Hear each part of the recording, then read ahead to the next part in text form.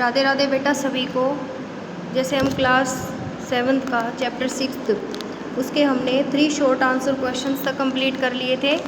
अब बारी है बेटा आगे शॉर्ट आंसर क्वेश्चन में आपका एक बचा है और आगे मैंने लॉन्ग में भी एक ही करवाया है। एक एक करके आगे हम एक दो करके आगे क्वेश्चंस देख लेंगे कैसे क्या कंप्लीट करना है। जो मैं क्वेश्चन आंसर्स आपको कंप्लीट करवा रही हूँ ना, इनको आप अपनी फेयर नोट में भी साथ के साथ करते रहना। और जहाँ भी दिक्कत आए बेटा, कोई प्रॉब्लम आए, आप पूछ सकते हैं। तो 4th आंसर क्वेश्चन क्या कह रहा है, what is the use of A stop watch.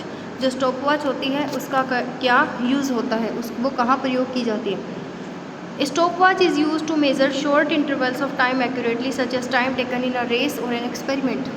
जो रेस होती है बेटा, जैसे आप रनिंग करते हो तो उसमें जो वॉच होती है वो स्टॉप वॉच होती है, क्योंकि वो शॉर्ट टाइम इंटरवल्स के बारे में हमें टाइम एक्यूरेट बताती है। और दूसरा, जैसे साइंटिस्ट जो एक्सपेरिमेंट करते हैं तो उसमें बेटा रिएक्शंस का टाइम नोट करने के लिए हम किसका यूज़ करते हैं, स्टॉप वॉच का यूज़ करते हैं।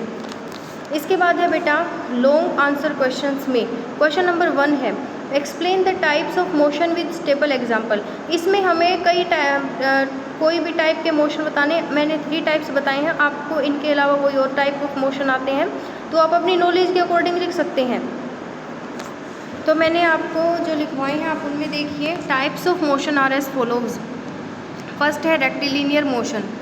रेक्टिलिनियर मोशन ये होता है बेटा, जब कोई ऑब्जेक्ट एक स्ट्रेट पाथ में या स्ट्रेट जो सीधी लाइन में मूव करता है तो उसको हम क्या बोलते हैं, रेक्टिलिनियर मोशन।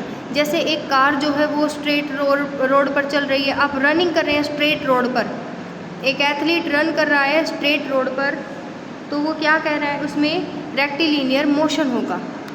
इसके बाद है बेटा सेकंड में circular motion. Motion along a circular path is called circular motion. एक जो सर्कुलर रास्ता होगा उसमें अगर एक ऑब्जेक्ट मूव करता है एक सर्कल की फॉर्म में, तो वहाँ पे क्या होगा, सर्कुलर मोशन होगा। जैसे एक घड़ी जो है, the hands of a clock, जैसे घड़ी की सुइयाँ क्या करती है बेटा, एक सर्कल पाथ में मूव करती हैं, तो वहाँ पे कौन सा होगा, उनमें सर्कुलर मोशन होगा। थर्ड है बेटा ऑक्सीलेटरी मोशन।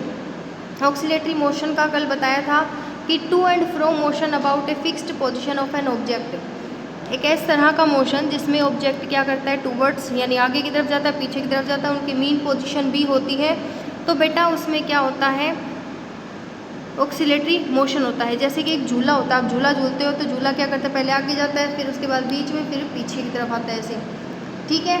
तो वो क्या, एक पेंडुलम जो होता है वो भी ऑक्सीलेटरी मोशंस में मूव करता है। तो बेटा ये जो मैंने आपको क्वेश्चन आंसर्स करवाए हैं, इनको कंप्लीट अपनी फेयर नोटबुक में करने के साथ साथ याद भी करना और अपनी समर वेकेशन का होमवर्क भी करते रहना। और इन क्वेश्चंस को बेटा करने में अगर कोई प्रॉब्लम आ रही हो तो आप पूछ भी सकते हैं। Thank you, have a nice day, Radhe Radhe.